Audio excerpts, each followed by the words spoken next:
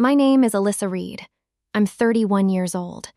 And on my wedding day, I walked myself down the aisle. Not because I chose to, because my father chose my sister instead. He did it right in front of me. The bridal march had already started. My sister was standing at the entrance with her arm looped through his, her head tilted the way she always did when she wanted to look fragile. My mother caught my wrist before I could move. Her grip was tighter than I expected. "She's going through a breakup," she whispered. "Don't make this harder." I stood there alone in a doorway in my dress, holding a bouquet of white pays that got heavier with every second. Then a man stepped forward from the edge of the corridor. I didn't recognize him. He held out his arm without a word. Quietly, gently, like he'd been rehearsing it for years. When my father turned from the aisle and saw who it was, the blood left his face completely. The ballroom went still, then it didn't. I'm Alyssa. This is the story of the man my father spent 24 years trying to erase and what happened the day he walked back in. Let's go back to the beginning. I want to be precise about what kind of family we were, or rather what kind of family we looked like from the outside. A 4-bedroom house in a quiet suburb of Columbus. My stepfather, Richard, had a job with a title that sounded important at dinner parties. My mother organized everything, the holidays, the birthday cakes, the school schedules, with a precision that left no room for anything unplanned, including feelings. Richard Coleman was not my biological father. I've known that my entire life. What I didn't know, what I wasn't allowed to know, was anything real about the man who was. The story I was given was simple. My biological father had left before I turned 2. He had a drinking problem. He'd been unstable. The courts had declared him unfit, and he'd signed away his rights without a fight. Clean, final, delivered with the kind of calm that discourages follow-up questions. I was 5 when my mother married Richard, 7 when he legally adopted me. I don't remember being asked how I felt about it. I remember being told to say thank you. My sister came along when I was 8. She arrived the way some children do, as a soft reset for everyone else. Richard smiled more. My mother laughed more. And I began to understand, without fully having the words for it, that my function in the family was different from hers. She was loved. I was managed. I don't say that with bitterness. It took me a long time to find the right word, but that's what it was. I left for nursing school at 18 and never moved back. Not dramatically. It was simply obvious the way some things are. Once you've been outside long enough to see the shape of what you left, I built a life in Cincinnati. I became an ICU nurse, the kind of good that comes from learning very early how to read a room, how to stay calm when everything is failing, how to hold someone's hand without making it about yourself. The wards taught me a lot, but honestly, I'd learned most of it before I ever set foot in a hospital. I went home for Christmas when I could. I called on birthdays. I maintained what my mother called a connection and what I privately thought of as a careful distance. Enough closeness to keep the peace, not enough to get pulled under. Then I met Ethan. Ethan Brooks was a public defender. Patient in ways that seemed almost stubborn, curious about everything, and completely incapable of leaving a room without checking that everyone in it was okay. He made me laugh. More importantly, he made me feel like I didn't have to perform being fine. We were together 2 years before he proposed. He did it at home in our kitchen on a Sunday morning. No audience, no ceremony, just him in a ring, and the specific quality of quiet that means someone isn't going anywhere. I said yes immediately. The wedding planning was where things started to crack. My mother was eager to help. Richard offered to pay for the venue, which seemed generous until I realized it meant he expected to be consulted on every decision. My sister assumed she would be a bridesmaid, then bridesmaid with privileges, then effectively co-planner. I agreed to more than I should have. The way you do when you've spent your whole life calculating how much peace costs. But I held one thing. 1. I asked Richard to walk me down the aisle. He said yes. No hesitation, no conditions. He was in his kitchen with a glass of scotch in his hand, and he said it without missing a beat. And he looked in that moment like the father I had spent 31 years trying to believe I had. I built the entire ceremony around that. Yes. Ethan knew my history better than anyone. He listened the way he always did, without fixing, without filling the silence. But in the weeks before the wedding, he would sometimes get a look on his face when we talked about my family. A careful stillness, like someone balancing something he didn't want to spill. I caught it and asked what was wrong. He'd say, "Nothing. "I just love you." And I let it go each time. I had enough to manage. I didn't know then what he was carrying. Here is what I knew about Daniel Hayes. I was told his name exactly once by accident. I was 9, going through a hall closet looking for scissors, and I found a manila envelope with a return address I didn't recognize, addressed to my mother in handwriting I'd never seen. Richard came around the corner and took it from my hands in one smooth motion. He didn't yell. He just looked at me and said, "That's not for you."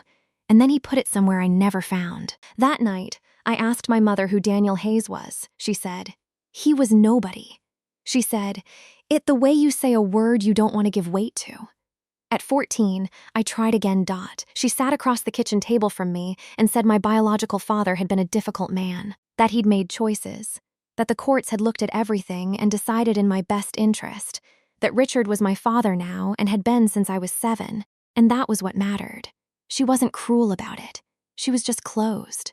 The way someone is when they've been practicing closing for years. I stopped asking. Here is what actually happened. I learned it in pieces, and I'll tell it the way I received it. Daniel Hayes and my mother met in the early 9s. They were together 3 years, happy in the quiet, ordinary way that doesn't make for good stories because nothing goes wrong. My mother has told me since that she loved him plainly without apology. The most honest I've ever heard her be about anything. I was born in 1994. Daniel was there, present consistently, apparently joyfully. He built my crib himself from a flat pack kit he bought at a hardware store and spent an entire weekend assembling. I didn't know that until I was 31. They separated when I was nearly 2. Daniel stayed involved. He drove across the city every Friday to pick me up without fail. He sent child support before he was legally required to. He was by every measure that exists trying. Then Richard appeared. My mother was 27, lonely in ways that a toddler doesn't fix. Richard was attentive and spoke about the future with a certainty she hadn't felt in a while. She fell in love. I believe that. What I can no longer believe is that she understood what Richard would do next. When I was 6, Richard pursued full legal custody. The stated grounds were that Daniel was an unfit parent.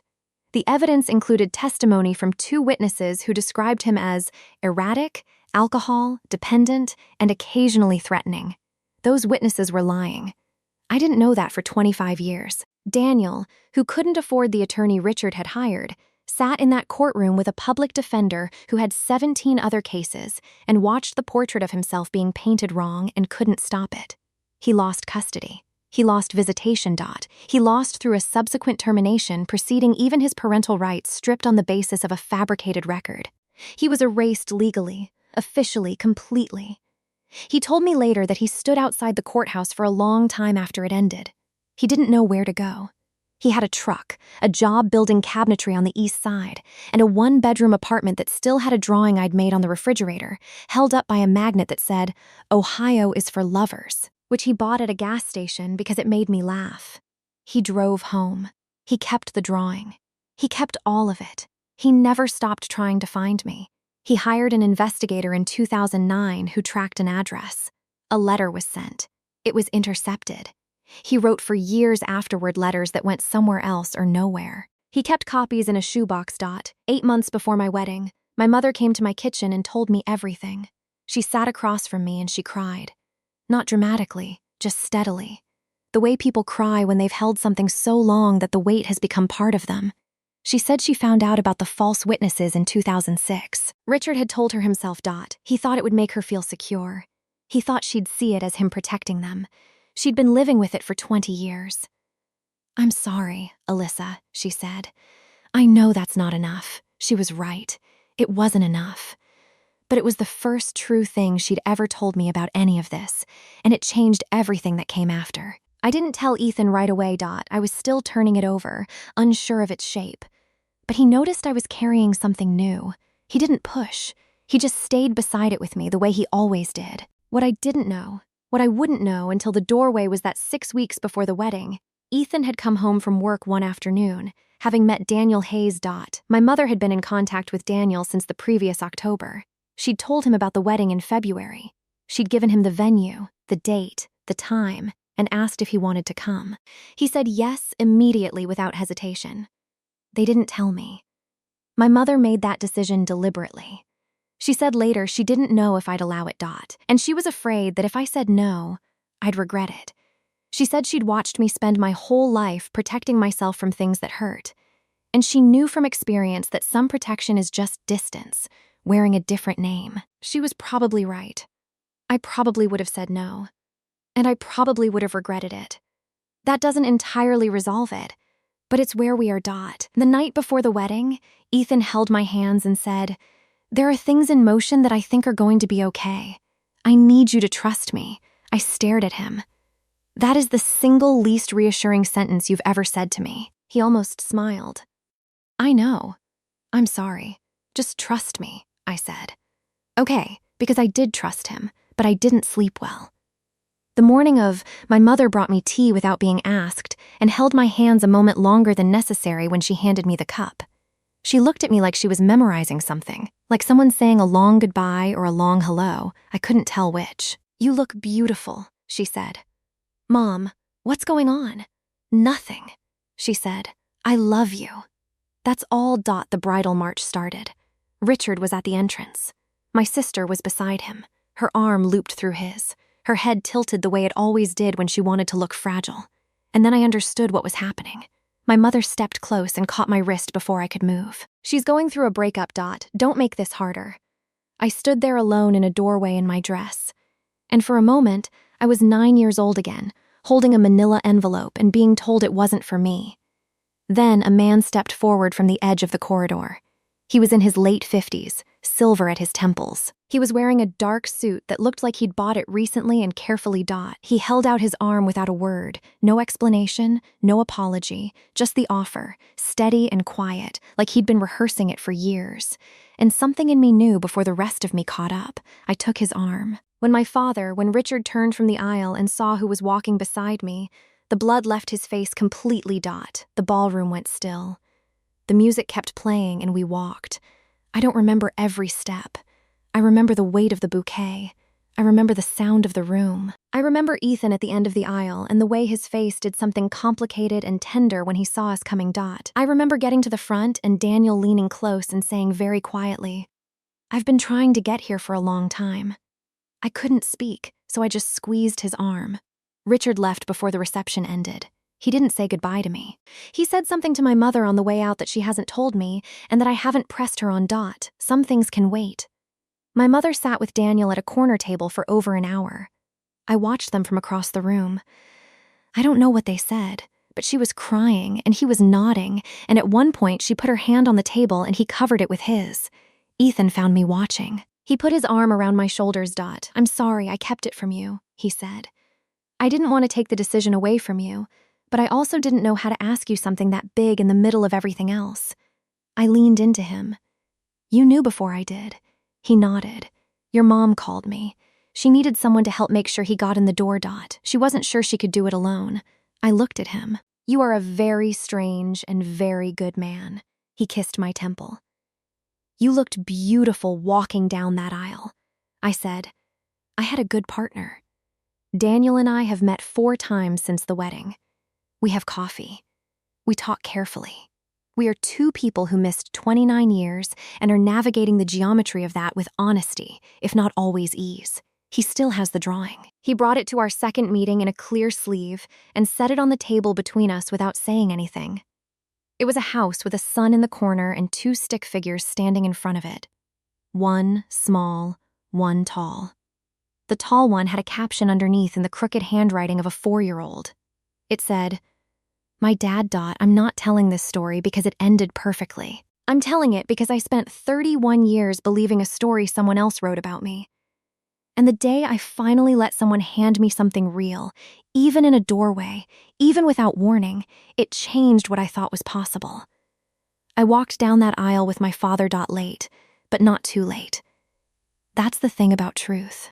It doesn't always arrive on time, but when it does show up, it doesn't need an invitation. It just steps forward and offers its arm, and you hold on. Thank you for taking the time to listen to today's story. I truly appreciate your comments, feedback, and thoughts. Don't forget to like, share, and subscribe to support the channel. See you again in the next stories.